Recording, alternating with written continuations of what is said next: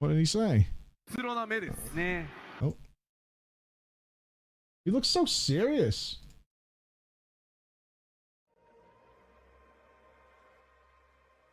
Uh, 14's 10th anniversary, job design expansions of success, an interview with Yoshi P. Heading into 14's 10th anniversary, is this an old one?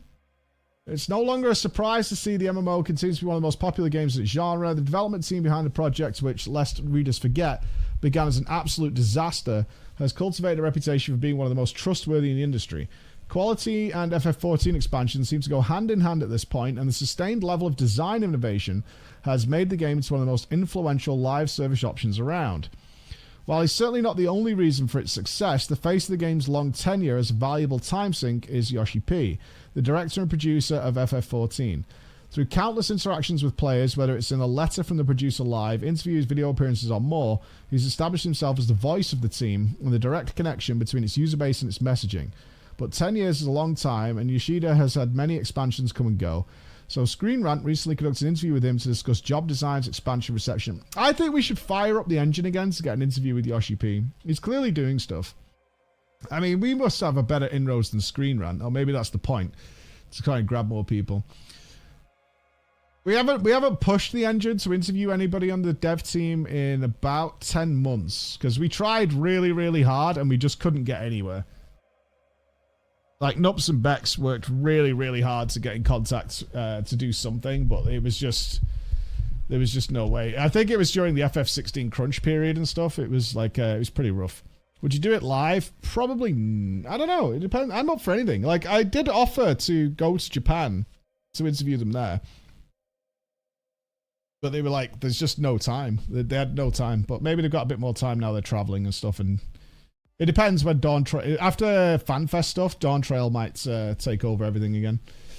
When you're first working on 14, how long were the initial plans for? Was 10 years something you considered even then as a goal?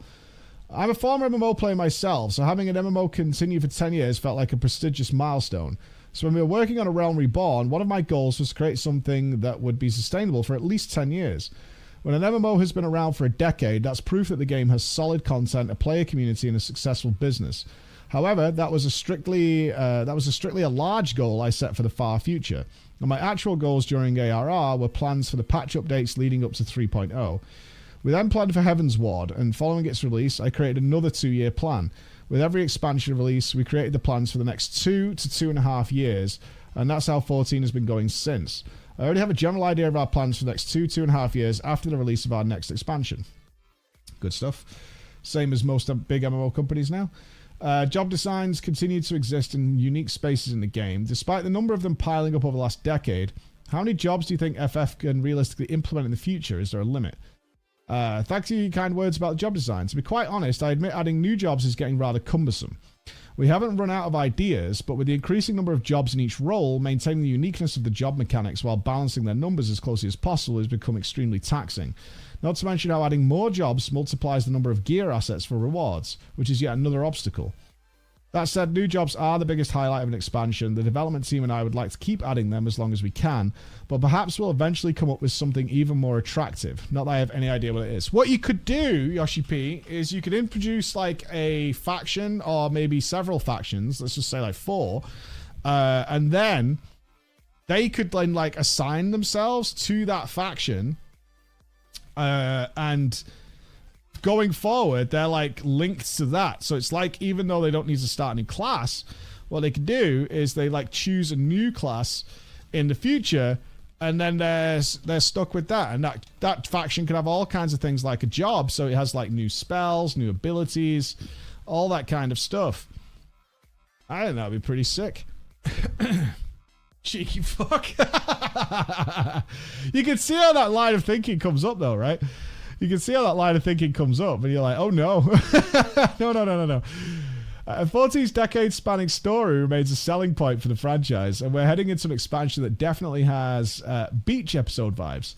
How much room is there in 14 in the future for expansions that are maybe less serious, but fill a niche that you haven't explored yet? Will we ever get a Wild West? I mean, there already is. I've seen Brackart's Glam. Well, we'll see. That said, the new expansion story will be going strong with a brand new flavor. So for a while after launch, I'm sure our Warriors of Light will simply enjoy the new lands, encounters, and score. Okay, so that sounds to me like it's going to be a bit of a slow burn to get going. Of course, it's possible that some of the upcoming activities or story scenes may overlap with your guesses, but 14 will always be an FF series title, no matter what. Where this story will take us and how it will unfold, I can't divulge those details just yet, but I hope you'll enjoy speculating for now and look forward to learning more. So I imagine the launch is going to tease something towards its end after we establish the scenario, meet the peoples and whatnot. I don't think it's going to be like as heavy as... I mean, obviously...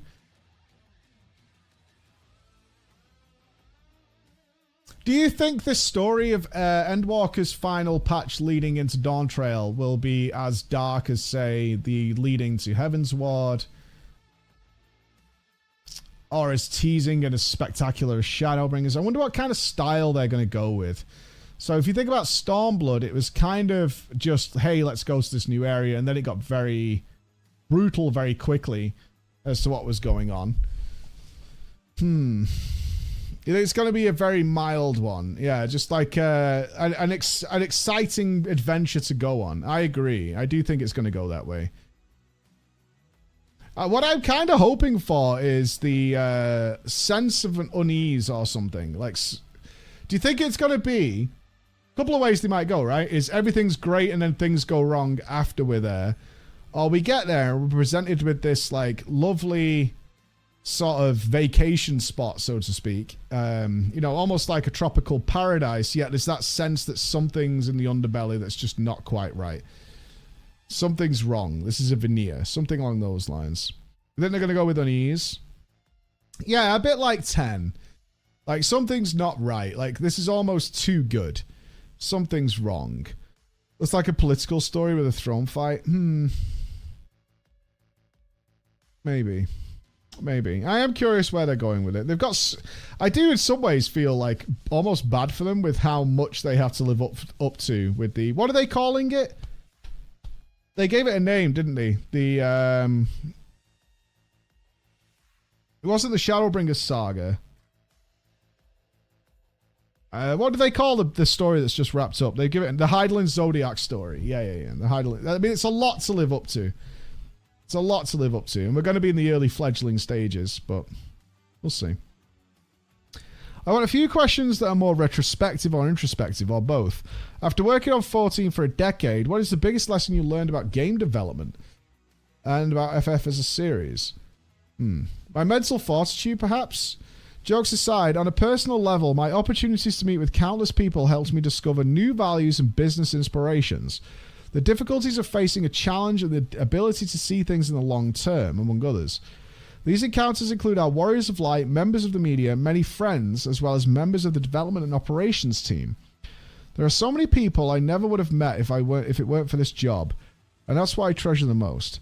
Oh, and presentation skills, as well as the word choice and thought process of conveying a message clearly. Yeah, that's not easy. As well as the word choice and thought process of conveying a message clearly, I believe those are areas where I've grown more than anyone I know. After all, we are approaching our 80th live letter from the producer. Yeah, you got to be very careful with that wording. Does the expansion story need conflict for it to be fun and good? Yes. I don't think people, as much as it sounds like a plot twist or anything, I don't think anybody cares about going into a video game expansion and everything's awesome. Like, it's just not fun. There's no... everything's just great. Like, so, like, if the first patch was just like, hey, welcome to this place, and everything's really good. In fact, it was one of my problems I had with Starfield, right? Because we went to... The one that sticks out in my mind is we traveled to Mars, and I was like, oh shit, we're on Mars. This is cool. Maybe they're going to do a total recall or something along those lines, and everybody told us everything was fine. And I was like, okay. I guess I'll leave then. Like, even the police were like, yeah, we don't even have crime here. Like, everything's totally fine. Like, it was incredibly disappointing to travel to a mysterious, wonderful world like Mars. And everything's just cool. I'm like, all right, bye then. You want, I mean, the juxtaposition to that is, the name's escaping me right now, where the Meol is and Vorthry's in charge of, where you just know it's wrong, and everybody outside is vying to get Yulmore. Yeah, Yulmore. So you have the setup for Yulmore is all these pawns outside desperately trying to get into paradise, and that's what they've been sold on, and that's the branding it's been given. It's with you're bad out here, but in there's heaven, and you're currently in hell. And then there's just the odd person that's like, you don't want to go in there, and then you see the twins come out. Not Alfie and Alze, the Jester twins, and you're like, something's wrong here. Really wrong. All the hedonism that's going on there and all that. Like, you want that. That's what gives it that spice, that flavor. If you would have got into... How much shitter would it have been if you finally got into Yulmore and it was just awesome? It's just a really nice place to be. And everyone was like, yeah, the end of the world's coming. The light's encroaching. And we're just living out our days, having the best time we possibly can. So pull up a chair, have a drink, enjoy yourself. That's Yulmore. That was Yulmore. Yeah, Vorthry's overweight, but he's got a good heart and he's fine. Whatever. He's a bit of a glutton, but it is what it is. It would have. You don't remember it like you remember Yulmore, that's for sure. What expansion or even patch was the most difficult one to create over the last decade? Developing Heavensward. It was the first expansion for me and my team, and that picked up from the dramatic cliffhanger between 2.4 through 255 as the Scions were separated and the Warrior of Light had to flee the lands of the North. The team and I exhausted ourselves in giving our all to make it happen. I learned that recklessly giving our all to every single thing we do isn't necessarily a good thing. The development and operations of an MMO is similar to a marathon. Sprinting at top speed the entire time would mean we'd exhaust ourselves midway. That's nice. Can you not just have a story that is a light-hearted fun adventure? I just fear there might be strife burnout if there's conflict in every story. You put them as separate stories, right?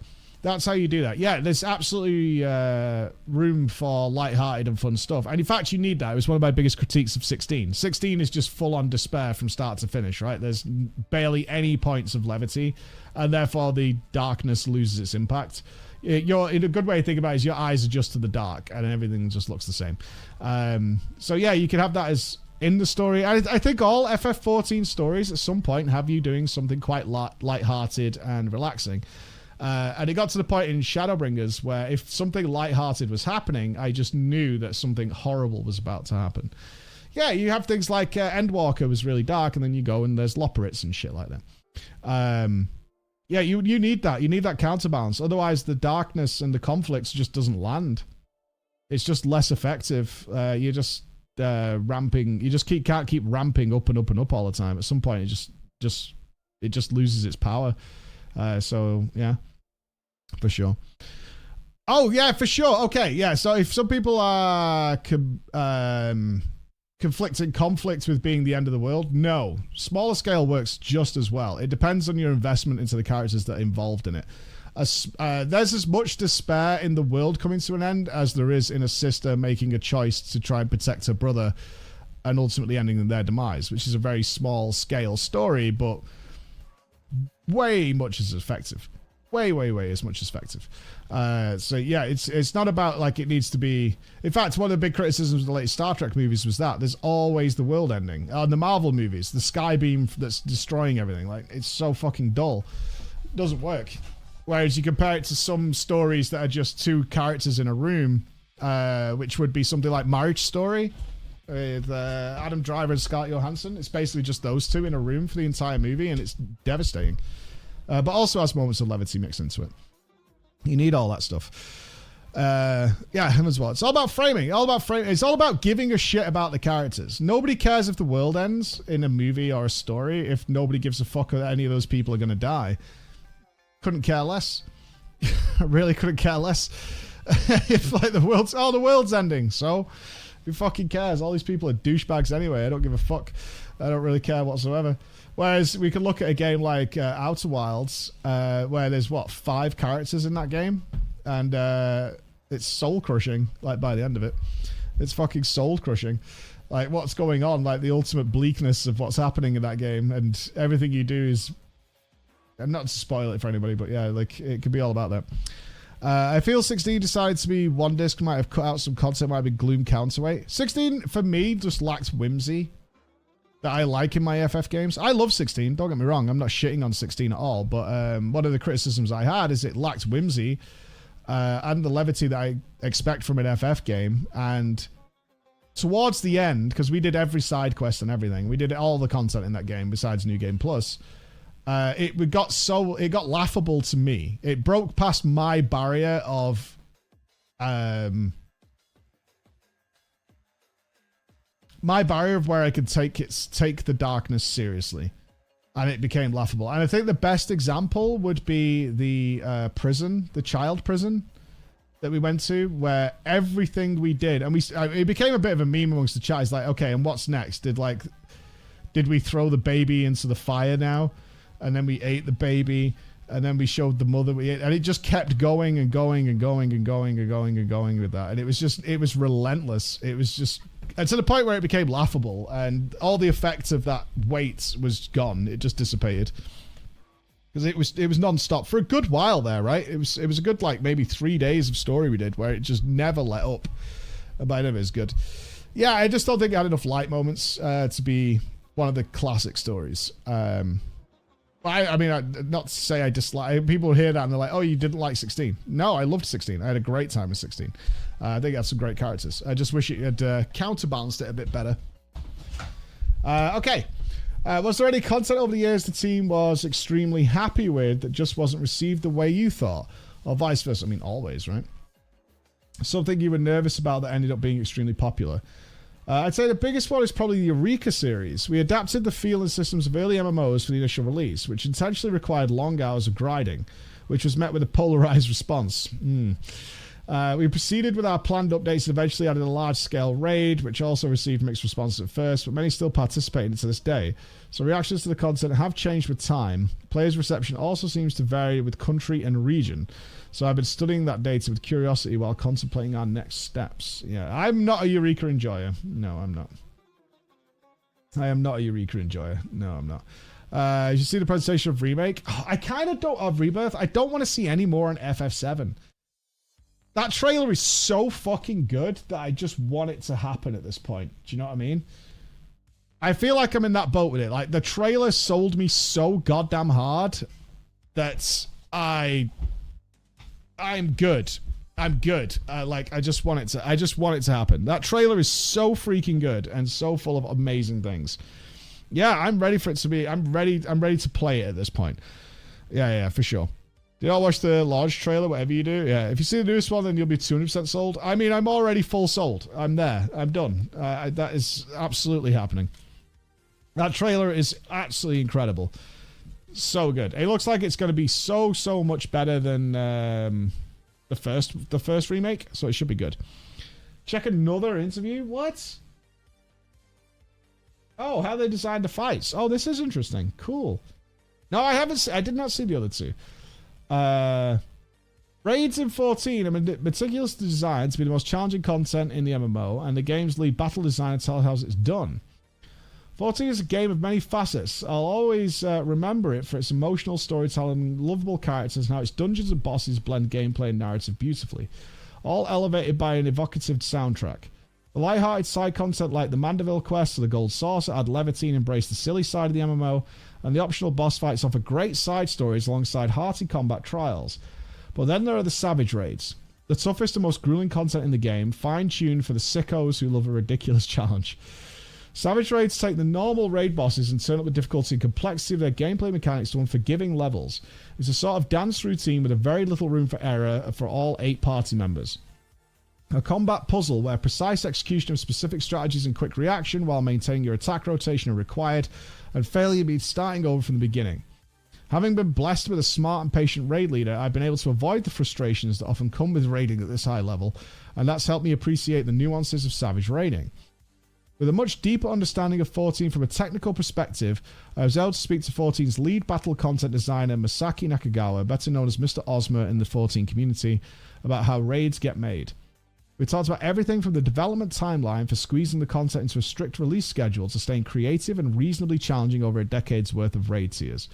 We also covered the intricacies of working within the confines of the game's limitations. how the team made the trickiest raid boss yet in 6.4, and the influence of player feedback. The insights are fascinating for those who've touched raids in 14, but even if you haven't, this deep dive into its design paints a much more complex picture for one of the many pillars that make the critically acclaimed MMO a special experience. What does the development timeline look like when you have to design a raid boss? For example, do you start with creating for upcoming patches, when the testers get their hands on them, and how much time do you get for adjustments between normal and savage versions? The early stages of developing a raid involve tasks such as deciding the design concept, as well as creating artwork for the boss and scenery. The timeline for these tasks vary depending on the situation, but it typically starts between about 6 months to a year before release. Since 8-player raids are usually released during even-numbered patches, it's safe to say that when a raid is released, we're most likely already working on the next raid tier. As for playtesting, we adjust both the normal and savage versions in tandem, rather than wait until the normal version is complete. This is because changing something in savage might affect the normal version and vice versa. After the content is built, we have about 4 to 8 weeks to repeatedly test and tweak to make further improvements. What are some of the biggest lessons you've learned in high-level raid design for expansions and patches throughout the years in terms of balancing difficulty, enjoyment, and creative ideas? I've been part of 14's battle content development for over 10 years now, and I've honestly learned a lot. There's also a lot I've gleaned from our players through their feedback and live streams, which I'm truly grateful for. When we look back at our first high-end raids, the Coils of Bahamut, with the latest raids, there are many aspects that we've improved. This includes making adjustments to difficulty, taking mitigation and damage buff timing into consideration, balancing melee, range, game design aspects like time limits and hints for mechanics, creating lore or scenario-based depictions of encounter, specifications for phase changes and loops, and so much more. There's so much to cover that I could spend an entire day talking about them.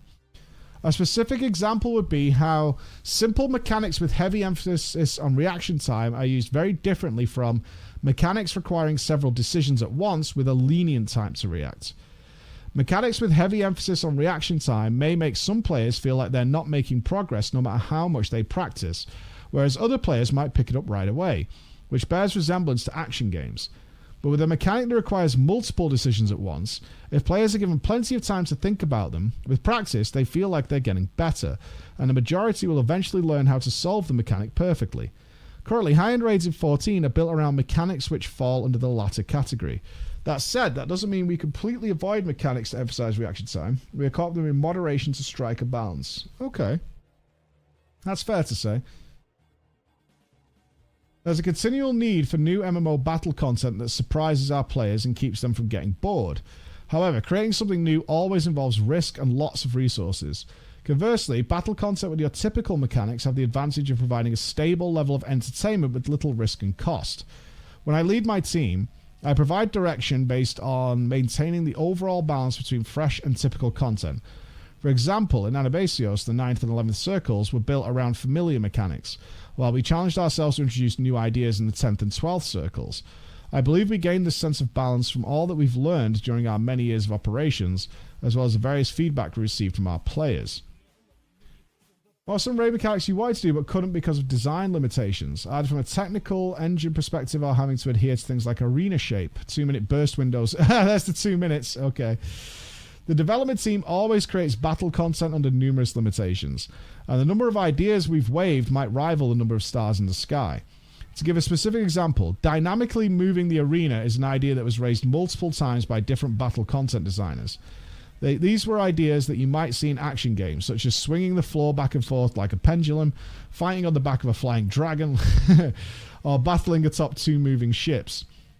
These sort of ideas involve dynamic movements of collision would normally be unfeasible under FF14's systems. But we cleverly worked with our given limitations to create arenas like Leviathan's rocking boat, Diamond Weapon's dual flying platforms, and Biogot's hammering the floor into shape from the Aguilar Alliance raid. The 120-second burst window and the limitations of player uptime and bosses are aspects that, where we received lots of player feedback and have undergone lots of trial and error. We tend to run into issues with encounters that temporarily prevent players from targeting the boss, so we've significantly reduced the frequency of bosses becoming untargetable. Furthermore, we've reduced the frequency at which our team calls sport meet phases, where the bosses becomes untargetable while players run around the arena to resolve mechanics. We received lots of feedback regarding them, primarily from our players outside of Japan. I have the impression that more players enjoyed resolving mechanics while DPSing and feel the same way when I play the raids myself. I agree. So a lot of bosses are designed for maintaining uptime nowadays. That said, certain mechanics can only be expressed through these sport meat phases. So I'd like to keep an eye on striking a good balance to incorporate both designs. So where do you guys land on that? We have a lot of Savage Raiders and obviously Mythic Raiders in our community, as well as in Guild War 2. Do you like these, like, just intermissions where you're just resolving mechanics and not really, you can't DPS or anything, you just... You know exactly what I'm talking about. You get a bunch of debuffs and you need to resolve them all, and then the fight will start again. Both is nice. Yeah, what would you consider? Is it a length of time effect? I think it's only a problem for me when it becomes egregious, and I'm just kind of stood around. And I always lean towards like Kill Jaden in WoW for that, where there was just these significant times where you just had to go and stand somewhere and wait until you can eventually start playing the game again. I think it's a time relative thing. Like something that's a relatively quick resolve, or you solve something that's... I guess it comes back to the reaction time situation he was talking about earlier. So you have to react, solve, and then go back. And I can't think of the name of the encounter, but in the last Criterion dungeon, not the recent one, the one before, the not the charging rhino, the other one where you got two debuffs of colors that you had to resolve on yourself very quickly, and then you could get back to the boss. You had to stand in a certain place in the arena, and two lines would shoot out, which would do last boss. Not the last boss with the teleporters. I think it was the boss where we had to like move out and back in with circles and stuff. I can't remember. It might have been the robot. Not Silky. I can't remember which one. But either way, it was a very quick resolve. That's why I liked it. You had enough time to make the decision, get into position, resolve it, and then back onto the boss. Like that I really, really like. If it goes longer than, say, 20 seconds in some cases of just sort of derping around, I personally lose focus. And if I'm streaming, I'm going to read chat. I often then make mistakes and blah, blah, blah. Like there's just, I'm losing interest in what's happening, unfortunately. Especially if it's like a pushback, you know, you have to gather up, push back, rotate, go back in, get pushed back again, you know, like that sort of repetition. Some consider P10S the toughest instance in the Pandemonium series, and it's quite different from the rest of the raids. What is your approach to getting creative with it? For the 10th Circle Savage, our goal was to create something that would vividly remain in the minds of all players. A big reason for that was because the namesake of the raid series Pandemonium was going to appear as a boss. To achieve our goal, we took a two-pronged approach. First, we had an idea to incorporate spiderweb-like mechanics. I felt that by doing so, we already had grounds to create unconventional mechanics from our initial design stage. The second concept was to make the encounter more challenging than previous second turn raids, to give our players a stronger sense of accomplishment. I wanted to design a powerful encounter befitting of the name Pandemonium. After its release, I saw many of our players on social media and live streams comment that it was their favourite second-turn boss. I even saw some people praising it as a masterpiece in their videos and blog articles, which made me truly happy. On the flip side, others hated how it was harder than any other second-turn raid. While I believe that in many ways we achieved the goals we set out when we started working on the tier, the resulting difficulty was a bit harder than we anticipated. We certainly set out to make this second turn more challenging than previous ones, but considering the players attempting the raid with strangers in Party Finder, the damage of Harrowing Hell, one of the boss's late-stage attacks, was a bit too much. The development team's estimations for Harrowing Hell did not use tank LB3, but the damage was too high, and it became the norm for parties to LB it, which prevented them from using healer LB3 to recover from later mistakes. I believe this is one of the biggest reasons why the 10th Circle Savage felt too much. The encounter had both great points as well as room for improvement, but all the raids I've worked on, I feel we succeeded in creating something quite interesting. I'll be reflecting on the areas that I could improve to leverage them in the next opportunity and create even more interesting bosses in the future. I love that even after 10 years, he's very open about how much we're constantly just learning and trying and learning. Like, that's what you want to see, is like, it's not somebody who like knows what's up and it's like, okay, we need to keep bringing it back into line. This is a bit too much. That's a little too far. Does he talk about ultimates in here? I'd be interested. What's your favorite thing about... Because Mr. Osmer was the chief designer on DSR, if I remember right. I'm not sure if he was the same on Omega. What's your favorite thing about watching the community take on Savage raids when they came out? And have you been surprised by strategies that you didn't think of? After the raids are released, I like watching live streams of players enjoying themselves and figuring out their way to a clear. Our players are amazingly skilled, and I'm always surprised at how quickly they figure out mechanics and get through the encounters. It's especially interesting to see videos of players who restrict themselves even further. Probably talk about blind. Despite how difficult high-end content could already be, it's always a surprise to see players find clever ways to clear with different party compositions, like having only one healer or all tanks or only 7 players. Yeah, he did DSR, didn't he? Yeah, which was great. Having designed so many high-level bosses, what can we expect in the future to keep challenging in new ways? I'd like to thank everyone who enjoys 14's high-end raids. In Endwalker, we released the 3 raid tiers of Pandemonium and 2 ultimate fights, DSR and Omega, and we received so many comments from our players via social media. I've always had the pleasure of watching many of you stream your raid progress in real time. There's been times where I succeeded, and other times where I fell short. But all of you have taught me so much with each experience. I will continue giving my all to deliver feelings of excitement and achievement that can only be experienced through high-end raids, so I hope you'll be looking forward to more raids to come. What a solid dude. What an absolutely solid dude. That was a great interview. So humble, right? Just so humble. Creating all these encounters for 10 plus years and just so humble and still going forward. Yeah, just absolute fucking 10 out of 10. That's what you want to hear. No smugness, no like here. It's like, I fell down here. I fucked that up. It's really nice. Like I'm lucky. I've had the opportunity to talk to a lot of boss designers over the years, even as recently as ExileCon, and like the excitement those guys feel when you finally get to experience the bosses they've designed, and then usually some player fucks it up or finds something they didn't expect, and their reaction to it is usually not one of like, oh, for fuck's sake. It's usually like, oh, no way, I should have seen that coming. Oh my god, okay, I'll take that knowledge in for next time. And see what's okay. I shouldn't have done it that way. I shouldn't have done it that. I've seen the Zero Healer Omega. So we watched that a while ago. It's really cool. Don't play like that, sad. I mean, the famous one that always like rings true is the Lich King Heroic in WoW, where the designers saw what Paragon were doing with those spirits and were like, "What the fuck? Why didn't we think of that?" Where they just immunitied and had somebody so-call the spirits.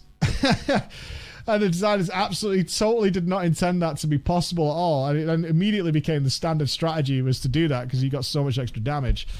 The Rag Triangle, I believe, was intended. Because its range is perfect for it to work. Like, it'd be really a weird coincidence if that didn't work. I think that's totally designed. I have no idea about FF14 news, but me and my friends are excited for the new Fairy Mount. That's all I want. It must be frustrating to have a lot of creativity and restrict the game engine.